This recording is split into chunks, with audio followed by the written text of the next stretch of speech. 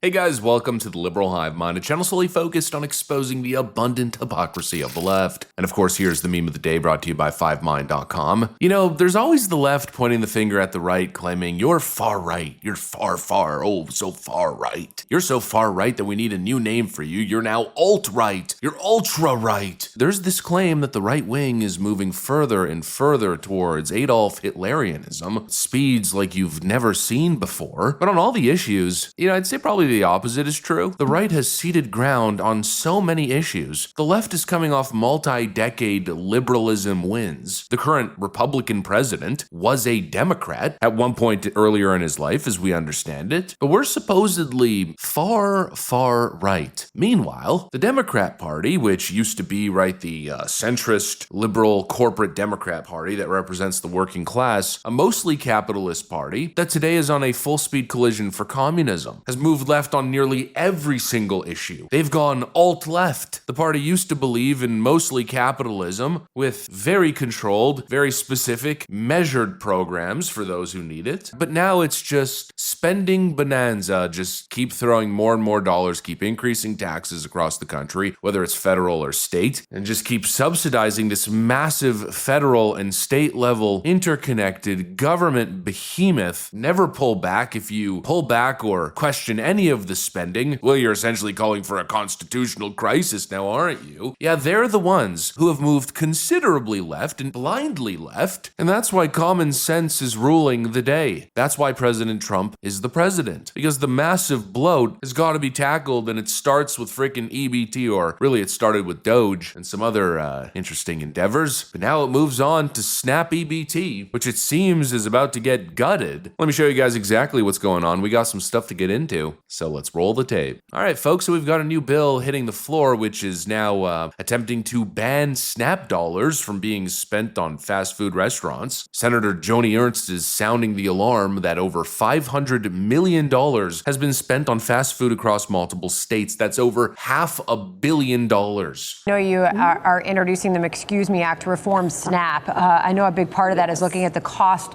of SNAP to U.S. taxpayers and the fraud that we do see involved. We have some of the numbers we can put up on the screen for our viewers.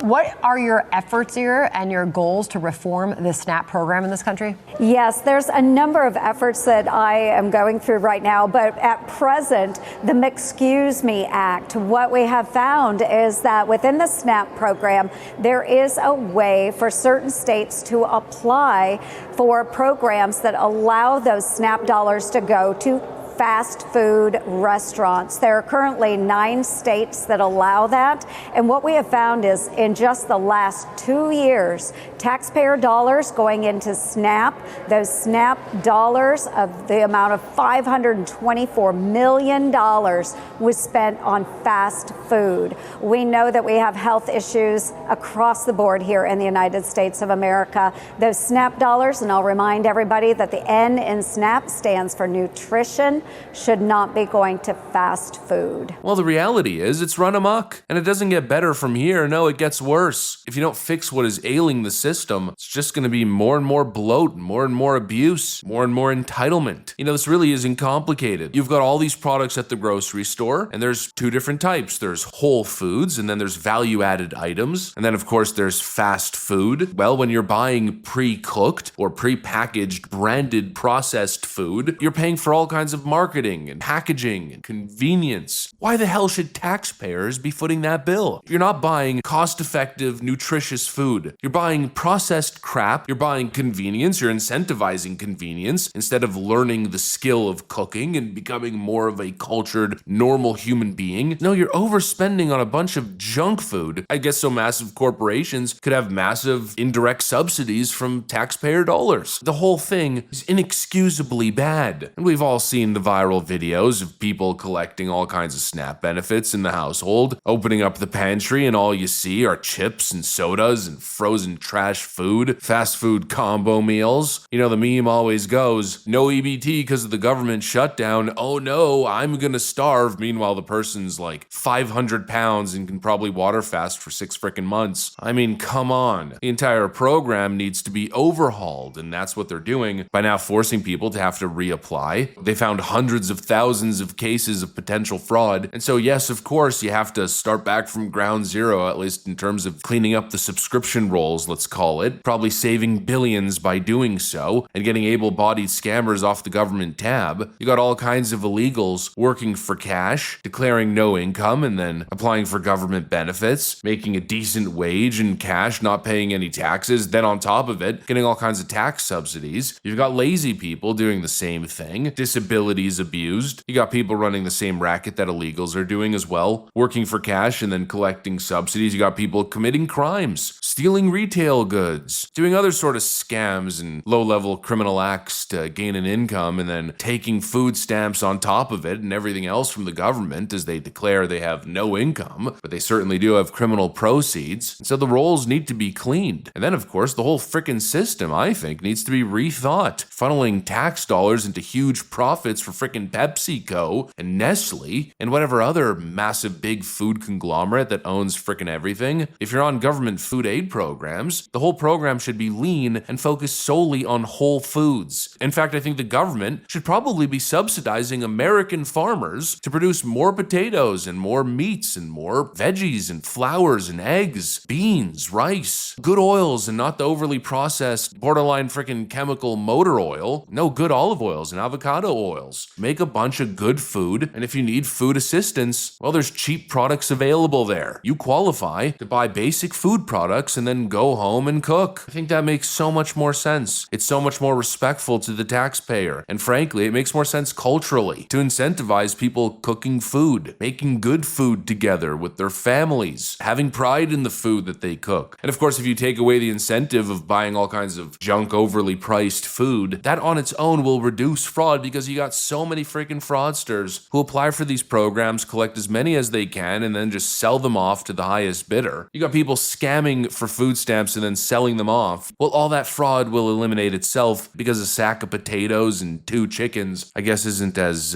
nearly of enticing of an offer. It's natural insecticide for low-level, trashy criminals. I don't know, for me it's like a dignity thing, it's a cultural thing. I think government frickin' cheese was a better alternative to whatever this free-for-all nonsense is today. These massive corporate subsidies to a couple food giants that are literally poisoning the public. You're living on government subsidies? Here's government cheese. And here's some bread. Make a grilled cheese. What do you mean you want a double Big Mac? If you want a frickin' double Big Mac, get a job and buy as many as your heart desires. Basic common sense, common decency, basic standards. Enough treating the public like entitled little children. That's how you move a nation forward, at least in my view. There's just a lack of decency, a lack of standards these days. And look how many miscreants of society have been created. Anyways, that's what I got for you guys. Thanks for watching, and I'll see you on the next one.